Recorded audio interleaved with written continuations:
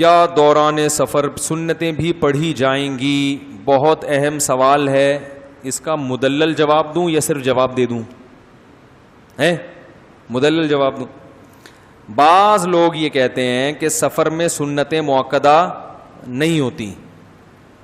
دلیل یہ دیتے ہیں کہ سفر میں جب اللہ نے 4 فرض میں اتنی آسانی کر دی کہ وہ 2 کر دیے, تو سنتیں تو فرض سے بھی ہلکی چیز ہیں, ان کو پڑھنے کی چندہ ضرورت نہیں ہے. اس لیے میں نے آپ دیکھا ہے رواج بن گیا کہ سفر میں لوگ سنت مؤکدہ نہیں پڑھتے, رواج بن گیا. تو یہ غلط ہے. سفر میں سنت مؤکدہ ہی رہتی ہے. رہا یہ منطق کہ جب اللہ نے 4 کے 2 کر دیے, اتنی آسانی دے دی, تو سنت مؤکدہ تو 4 سنت ظہر کی پڑھو, پھر 2 فرض, پھر 2 سنت, تو اتنی لمبی نماز ہے تو 4 کے 2 کرنے کے تکلف کی ضرورت کیا تھی؟ لوگ یہ لاجک پیش کرتے ہیں. اس لاجک کا جواب یہ ہے کہ عبادات یہ توقیفی ہوتی ہیں, ان میں قیاس کا دخل نہیں ہوتا. قیاس کا وہاں دخل ہوگا جس کی کچھ شرائط ہیں, وہ بھی موضوع نہیں ہے, تو پھر وہ لمبی بات ہو جائے گی. عبادات توقیفی کا مطلب جیسے بتایا ویسے ہے, اس میں اپنی طرف سے کانٹ چھانٹ کی اجازت نہیں ہے. جیسے میں نے ابھی نماز سے پہلے مثال دی تھی کہ روزے میں اللہ نے بیمار کو اجازت دے دی روزہ چھوڑنے کی, مسافر کو اجازت دے دی. اب آپ اس پہ مزدور کو قیاس نہیں کر سکتے کہ بیماری میں اتنی تکلیف نہیں ہوتی روزہ رکھنے میں, جس نے گڑھا کھودنے والے کو تو روزے میں اور تکلیف ہوتی ہے, لہذا اس کے لیے روزہ چھوڑنا تو بطریق اولا جائز. او بھائی, یہ آپ کو خود سے فنڈر بننے کی ضرورت نہیں ہے. بیماری میں اللہ نے اجازت دی ہے, چھوٹی بیماری ہو بڑی بیماری ہو. سفر میں اللہ نے اجازت دی ہے, چاہے سفر میں ٹینشن ہو یا نہ ہو. باقی پیاس کی ٹینشن کو اللہ نے ٹینشن نہیں مانا. مزدور جب گڑھا کھودے گا تو اس کو پیاس لگے گی نا, بہت زیادہ لگے گی. عام لوگوں کو کم لگتی ہے اور اس کو زیادہ لگے گی. تو شریعت نے اس پر مدار نہیں رکھا کہ جس کو زیادہ پیاس لگنے کا خطرہ وہ روزہ چھوڑ سکتا ہے, جس کو کم پیاس لگے وہ روزہ نہیں. یہ نہیں ہے. پھر تو بہت سے لوگ کہیں گے کہ یار میں روزہ نہیں بھی رکھتا تو بھی مجھے بہت پیاس لگتی ہے, میں مزدوری نہیں بھی کرتا تو بھی مجھے بہت پیاس بھوک اور پیاس تو روزہ ہے ہی بھوک اور پیاس کے لیے. وہ تو جتنا مرضی لگ جائے, جتنا مرضی بھوک لگے, جتنی مرضی پیاس لگے, اس میں آپ کو روزہ چھوڑنے کی اجازت نہیں ہے. تبھی آپ دیکھو گرمیوں میں بھی روزہ اسی طرح واجب جیسے سردیوں میں, حالانکہ سردیوں میں پیاس نہیں لگتی, گرمیوں میں زیادہ. اور جس دن بہت زیادہ گرمی ہو بہت زیادہ پیاس. جو اے سی میں بیٹھا ہوا ہے اس کو کم پیاس, جو دھوپ میں گھوم رہا ہے اس کو زیادہ پیاس. تو کہیں بھی آج تک کسی فقیہ نے نہیں لکھا کہ جو دھوپ میں سفر کر رہا ہے اس کے لیے روزہ چھوڑنا جائز ہے, اے سی والوں کے لیے وہ روزہ رکھنا واجب ہے. تو یہ کوئی ایسی چیز بن جائے گی جو آپ کا اپنا دین بن جائے گا. اسلام نے ایک اصول بیان کر دیا, مسافر مریض ان کو روزہ چھوڑنا جائز ہے, چاہے مسافر کو تکلیف ہو یا نہ ہو, اس کے علاوہ کسی کو جائز نہیں ہے. ہاں مزدور روزہ رکھے گا, پیاس ناقابل برداشت ہو گئی, بیماری کا خطرہ ہو گیا, تو پھر بیمار کو روزہ چھوڑنا چھوڑ بھی سکتا ہے, توڑ بھی سکتا ہے. ابے کیا ہو گیا, سمجھ کیوں نہیں رہے؟ مزدور نے روزہ رکھا اور حالت اتنی خراب ہو گئی کہ اگر وہ پانی نہیں پیے گا تو ڈی ہائیڈریشن ہو جاتا ہے نا, وہ کیا کہتے ہیں اس, ایسی بیماری ہو گئی کہ اب اس کے خطرہ ہے کہ بیمار نہ ہو جائے, ایسی حالت ہو گئی کہ خطرہ ہے کہ بے ہوش نہ ہو جائے, بی پی بہت زیادہ لو ہو گیا اس کا. خطرہ جہاں بیماری کا آئے گا تو اب ہم پیاس کی وجہ سے نہیں, اس بیماری کی وجہ سے کہیں گے کہ آپ روزہ توڑ دو. یا مرنے کا خطرہ ہو گیا تو جان بچانا پہلے ضروری ہے. سمجھ رہے ہو؟ اس کو کسی شرعی اصول کے تحت لایا جائے گا. صرف پیاس لگ رہی ہے تو بھائی پیاس تو زیادہ لگے کم لگے, اور جب زیادہ پیاس لگتی ہے تو اس کی وجہ کچھ نہ کچھ وجہ ہوتی ہے. تو وجہ بعض دفعہ یہ بھی ہوتی ہے کہ آپ دھوپ میں چل رہے ہیں, بعض دفعہ یہ وجہ بھی ہوتی ہے کہ گرمیوں کا روزہ ہے, بعض دفعہ یہ بھی ہوتی ہے کہ آپ نے محنت کا کام کیا ہے. سمجھ رہے ہیں بات کو کہ نہیں سمجھ رہے؟ تو اس سے ہمیں پتہ چلا کہ روزہ چھوڑنے کی جو اجازت ہے سفر میں, تو یہاں سفر پر حکم کا مدار رکھا ہے شریعت نے, مشقت پر حکم کا مدار نہیں رکھا. یعنی آپ یہ نہیں کہو گے چونکہ سفر میں مجھے ٹینشن ہوتی ہے اس لیے روزہ چھوڑنا جائز ہے. تو بھائی ٹینشن تو بعض دفعہ گھر میں زیادہ ہوتی ہے, سفر میں آدمی ریلیکس ہو جاتا ہے. اب ایک غریب آدمی جو جھونپڑی میں رہتا ہو, اس کو آپ جہاز میں سفر میں ایئر کنڈیشن میں بٹھا دو, وہ زیادہ خوشی میں ہوگا. لیکن شریعت کہہ رہی ہے جھونپڑی میں روزہ چھوڑنا جائز نہیں ہے, یہاں جہاز میں روزہ چھوڑ سکتے ہو. سمجھ میں آئی بات کہ نہیں آئی ہے؟ اب سمجھو اس سے بات کہ یہ جو فرض نماز ہے, یہ جو اللہ نے 4 کی 2 پڑھنے کی اجازت دی ہے, یہ سفر کی وجہ سے دی ہے, ٹینشن یا مشقت کی وجہ سے نہیں دی. وہ الگ بات ہے کہ اس سفر کے پیچھے جو حکمت تھی وہ ٹینشن تھی, لیکن اب جو مدار رکھ دیا وہ ٹینشن کو ختم کر کے سفر ہی کو مشقت کے قائم مقام قرار دے دیا شریعت نے. فرض کر لیا کہ جہاں سفر ہوگا گویا مشقت ہے, چاہے حقیقت میں مشقت نہ بھی ہو. اب سفر کتنا ہی پرسکون ہو, ایک آدمی ایک جھونپڑی میں رہتا ہے, پنکھا نہیں ہے, مچھر ہے, ندی نالے کے قریب اس کا گھر ہے, اور بڑی ٹینشن میں, اور بہت جلدی کہیں اس کو جانا بھی ہے, بیگم بیمار ہے, اسے فوراً ہسپتال لے کے پہنچنا ہے, اور نماز قضا ہونے والی ہے, تو وہ 4 کی 2 بولو بھائی نہیں پڑھ سکتے, اس کو 4 ہی پڑھنی پڑیں گی. اگر جان کا خطرہ ہے تو پوری 4 چھوڑ دے, ہسپتال چلا جائے.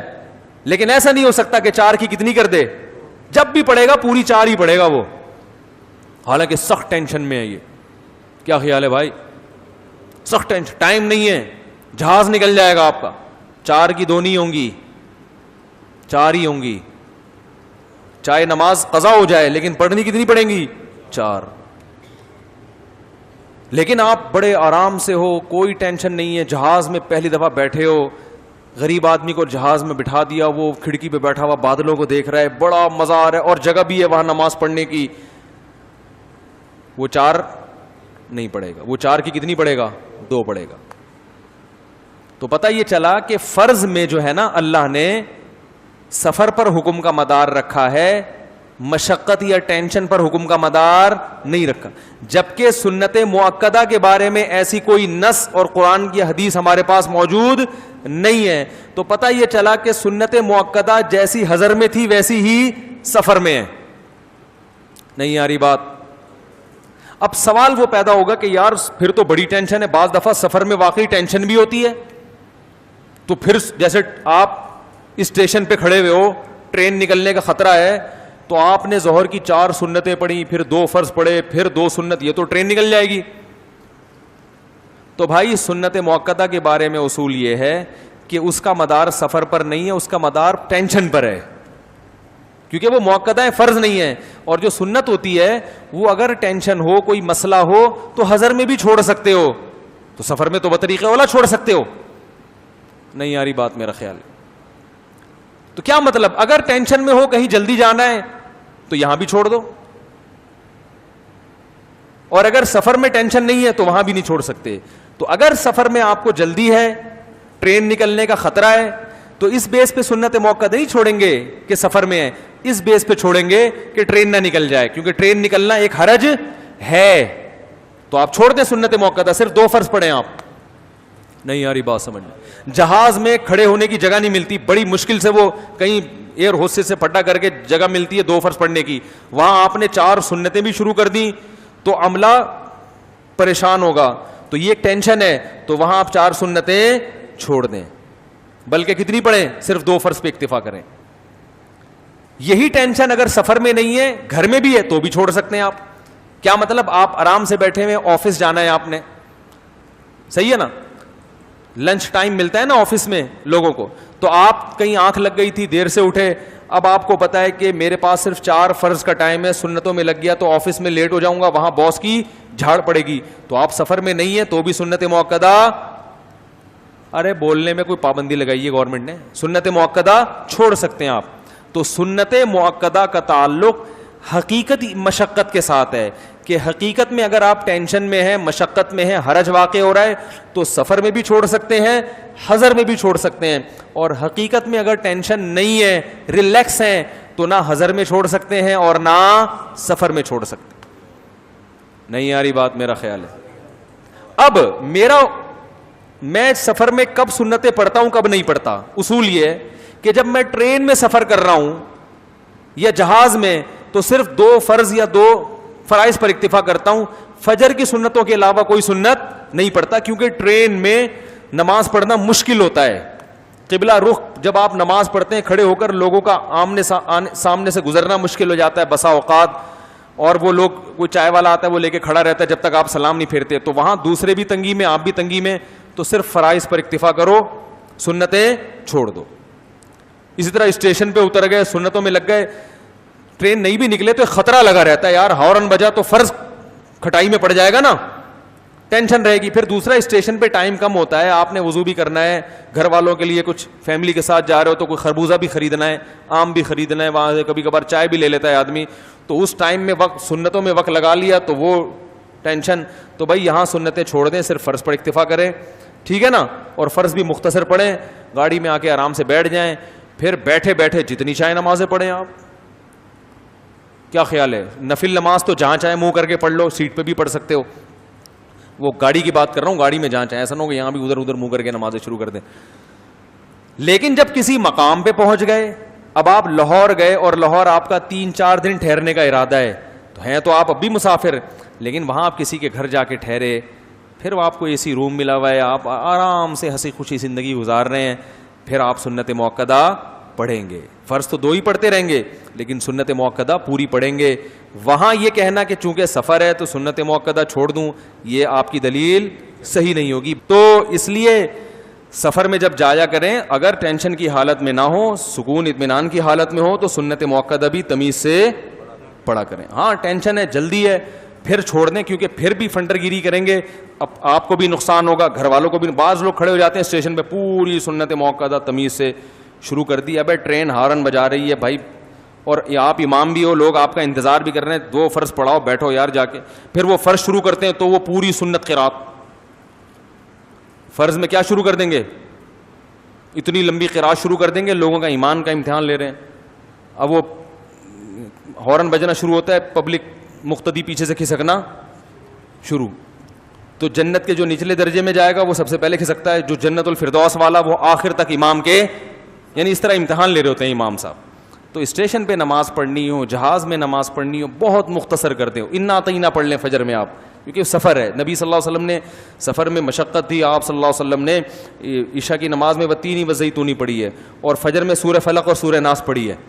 لیکن جب اطمینان کی حالت میں آ گئے, پھر فجر میں انا اطعنا نہیں پڑھی جائے گی بھائی. فجر میں پھر طوال مفصل, لمبی لمبی صورتیں. سب سے لمبی نماز کون سی ہوتی ہے؟ قرات فجر کی ہوتی ہے. سمجھ رہے ہو کہ نہیں سمجھ رہے؟ اور اس کے خلاف کرنا قابل ملامت ہے. تو یہ فقہا سے دین سیکھا کریں, باقی لوگوں سے دین سیکھنے کی چندہ ضرورت نہیں ہے. ان کو نہیں پتہ بیچاروں کو, ٹرم سے واقف نہیں ہے, اصطلاحات سے واقف نہیں ہے. تو وطر بھی سفر میں بہرحال پڑھنے پڑیں گے, اور وطر 3 ہی ہوتے ہیں, وہ 1.5 نہیں بن جاتے ہیں, ٹھیک ہے نا.